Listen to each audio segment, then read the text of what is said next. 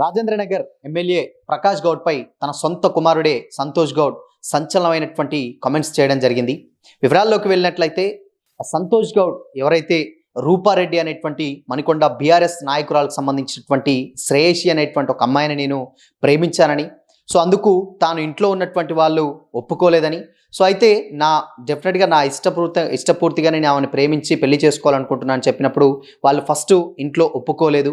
దాని తర్వాత నేను వాళ్ళు గట్టిగా చెప్పేసరికి సరే నీ ఇష్టం, మీరు పెళ్లి చేసుకొని ఇంట్లోకి తీసుకొస్తానంటే మేమేం పెద్ద వద్దని చెప్పమని కూడా చెప్తే, గత నెల ఏదైతే జూలై 8వ తారీఖున మేము అందరి సమక్షంలో, అంటే కొద్దిమంది స్నేహితులు అదేవిధంగా శ్రేయభిలాషులైనటువంటి సమక్షంలో నిశ్చితార్థం చేసుకోవడం జరిగింది. అయితే నిశ్చితార్థం జరిగినప్పటి నుండి కూడా ఆ రోజు నుంచి వెళ్ళి స్టిల్ ఈ రోజు వరకు కూడా తాను రూపారెడ్డి ఇంట్లోనే ఉన్నట్లుగా కూడా సంతోష్ గౌడ్ అయితే చెప్పడం జరిగింది. అయితే ఇన్ని రోజుల తర్వాత, అంటే ఒక నెల రోజుల తర్వాత దాదాపు డబ్బులు ఇస్తామని చెప్పేసి ఒక దగ్గర 30 నుంచి 40 మంది రౌడీలతోటి ఒక గుంపుగా వచ్చి మా అత్తగారింటి మీద దాడి చేశారు.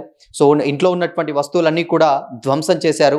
సో దాంతో ప్రాణభయంతో మేము దాదాపు వెంటనే అక్కడ చుట్టుపక్కల ఉన్నటువంటి వాళ్ళందరికీ కూడా కాల్ చేసినా కానీ ఎవరు కూడా రెస్పాండ్ అవ్వలేదు. దీంతో ఇక చేసేదేం లేక డైల్ 100కి ఫోన్ చేయడం జరిగింది. సో 100కి కాల్ చేసినా కానీ పోలీసులు కూడా తక్షణమే వెంటనే వాళ్ళు రియాక్ట్ అయితే అవ్వలేదు, రెస్పాన్స్ ఇవ్వలేదు. దాని తర్వాత ఇంట్లో ఉన్నటువంటి వస్తువులన్నింటినీ కూడా ధ్వంసం చేసి వాళ్ళు వెళ్ళి బెదిరించినట్లుగా కూడా సంతోష్ గౌడ్ అయితే చెప్పడం జరిగింది.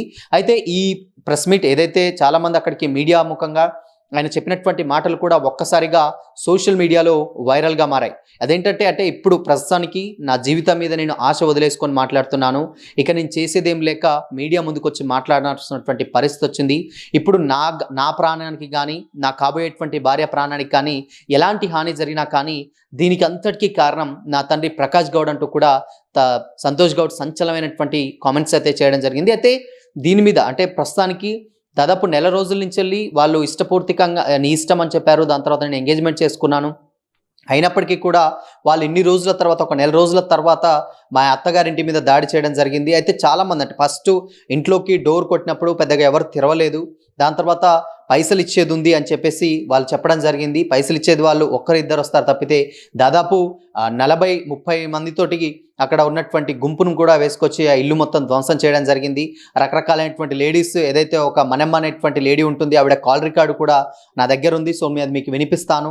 సో దీని అంతటికీ కారణం మా తండ్రి అంటూ కూడా సంతోష్ గౌడ్ చేసినటువంటి కామెంట్స్ ఒక్కసారిగా వైరల్గా మారాడు. అయితే శ్రేయసి కూడా తను మాట్లాడుతూ ఇంట్లో మేము ఉన్నటువంటి టైంలో ఒక 30 నుంచి 40 మంది రావడం జరిగింది, ఆ డోర్ కొట్టడం జరిగింది. నేను వీడియో తీస్తున్నప్పటికీ కూడా ఆ వీడియో తాను గుంజుకొని అది కింద పడేసినటువంటి ఫోన్ కూడా మొత్తం పగిలిపోయిందంటూ కూడా ఆవిడ చెప్పడం జరుగుతుంది. అయితే గతంలో సోషల్ మీడియాలో పిక్స్ ఏదైతే ఉన్నాయో అవి ఎంగేజ్మెంట్ అయినటువంటి పిక్స్ ఇప్పటికీ కూడా వైరల్ అవుతున్నాయి. అయితే దీని మీద ఎవరైతే ప్రకాష్ గౌడ్ని అడిగినటువంటి వెంటనే సో దీని మీద మీ కొడుకు ఇలాంటి ఆరోపణలు చేస్తున్నాడు, అసలు ఏం చెప్తారు అని చెప్తున్నప్పుడు తను ఒక భిన్నమైనటువంటి సమాధానం అయితే చెప్పడం జరిగింది.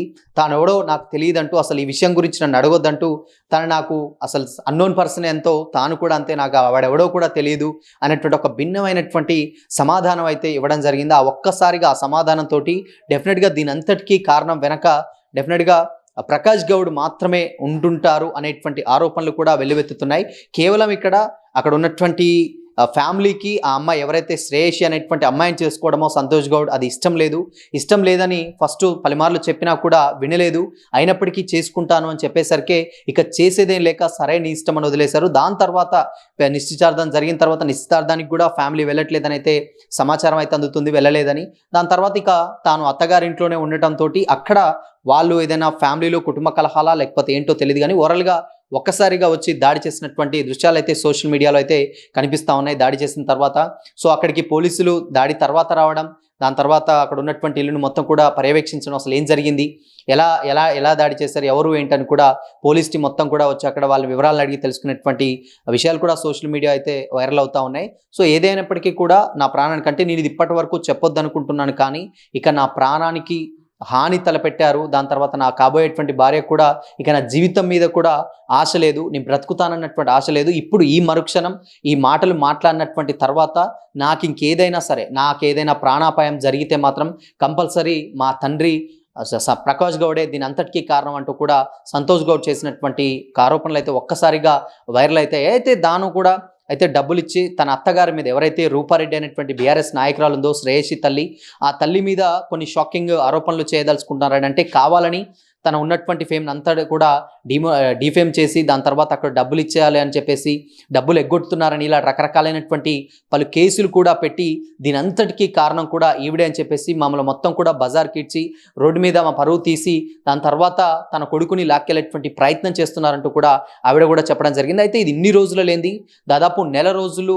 గడుస్తున్నప్పటికీ కరెక్ట్ ఇది మొత్తం కూడా ఒక పథకం ప్రకారమే ఒక దగ్గర ఉన్నటువంటి 30-40 మంది గుంపుగా రావడం, ఇలాంటి తప్పుడు ఆరోపణలు చేయడం, ధ్వంసం చేయడం, ఇలాంటివన్నీ కూడా చేయడం జరిగింది. ఇది ఇప్పటి నుంచే కాదు, వాళ్ళు ఎప్పటి నుంచో చాలా పకడ్బందీగా ప్లాన్ చేసుకొని వీటన్నిటి కూడా చేశారంటూ కూడా ఆవిడ కొన్ని ఆరోపణలు అయితే చేయడం జరిగింది. సో దీని మీద పోలీసులు దర్యాప్తు చేస్తున్నారు. అసలు వచ్చినటువంటి వాళ్ళు ఎవరు, ఆ దాడి చేసినటువంటి వాళ్ళు ఎవరు, దాని తర్వాత దీని వెనకాల నిజంగానే ప్రకాష్ గౌడ్ ఉన్నారా, మరి ఏంటి అసలుకి ఆయన స్పందన మాత్రం చాలా భిన్నంగా ఉందనేటువంటి కోణంలో విచారణ జరుపుతున్నట్లయితే తెలుస్తుంది. సో ఏదేమైనప్పటికీ కూడా కన్న కొడుకే తన కన్న తండ్రిపై నాకు ప్రాణహాని ఉంటే డెఫినెట్గా నా తండ్రి గురించి ఆయనకు చెప్పడం నిజంగా ఒక్కసారిగా షాకింగ్కి గురి చేయాల్సినటువంటి విషయం అంటూ కూడా చాలామంది సోషల్ మీడియాలో కామెంట్ చేస్తున్నారు. సో చూడాలి మరి దీని మీద. దాని తర్వాత ప్రకాష్ గౌడ్ వాడెవడో నాకు తెలియదు అంటూ కూడా స్పందించారు. దాని తర్వాత ఇంకేదన్నా క్లారిటీ ఇస్తారా, లేదంటే ప్రెస్ మీట్ పెట్టి ఏమన్నా క్లారిటీ ఏమన్నా చెప్తారనే తెలియాలంటే మాత్రం మరికొద్ది గంటలు అయితే వెయిట్ చేయాల్సి ఉంది.